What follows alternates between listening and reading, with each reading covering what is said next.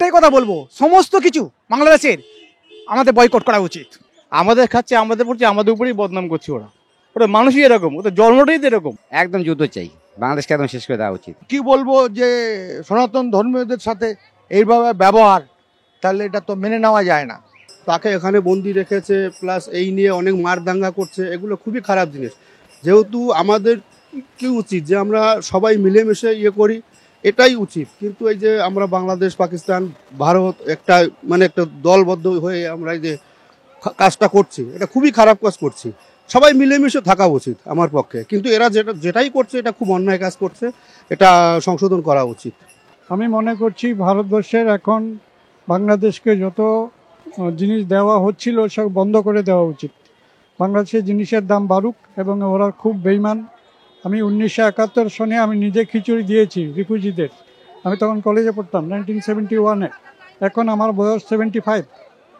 আমি খুব কষ্ট পেয়েছি ইসকনের প্রতি। এরকম বাংলাদেশের ব্যবহার, পলিটিক্স, এত ডার্টি পলিটিক্স আমি কোনোদিন দেখিনি। আমি ধিক্কার জানাই, এরকম ব্যবহারের জন্য ধিক্কার জানাই। এরকম আশা করা যায় না।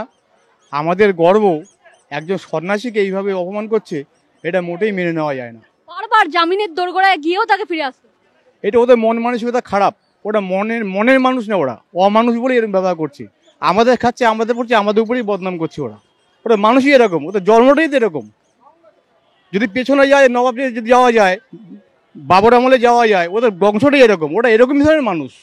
ভারতের প্রতিবাদ করা উচিত। আমরা সাধারণ মানুষ প্রতিবাদ ছাড়া তো কিছু করতে পারবো না। সরকার স্টেপ নিতে পারে, যেমন বিদেশ বিভাগের সাথে ওরা ওদের সাথে কথা বলতে পারে কেন এটা হচ্ছে। আমরা সাধারণ মানুষ কি করব? সাধারণ মানুষ খালি প্রতিবাদ ছাড়া তার কিছু করতে পারবো না। কিন্তু যেটা হয়েছে এটা তো সত্যিই অসম্মানজনক।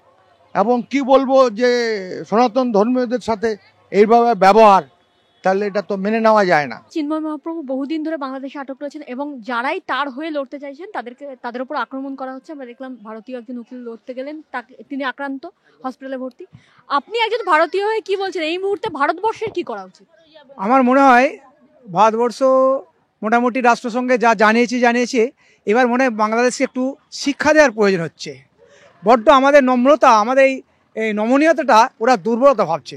কারণ ভারতবর্ষ বাংলাদেশকে পুরো স্বাধীন করলো, অনেক কিছু ব্যাপারে হেল্প করে তাকে বাংলাদেশ স্বীকৃতিটা দিল তারা, যেটা পরাধীন বাংলাদেশ ছিল।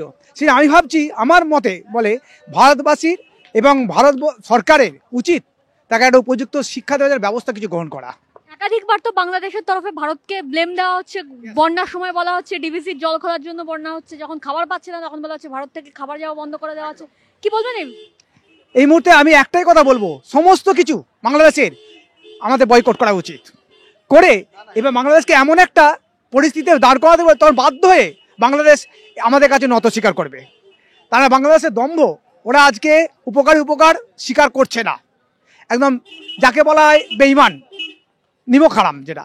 সেই জন্য আমার মনে হয় এদের আর কোনোভাবে কি বলবো, আর ওদের কোনোভাবে ছেড়ে দেওয়া উচিত নয়।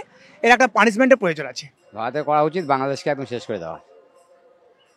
এই ছাড়া কোনো কথাই নেই। বাংলাদেশকে পুরো যুদ্ধই কি সবকিছু সলিউশন? একদম যুদ্ধ চাই, বাংলাদেশকে একদম শেষ করে দেওয়া উচিত।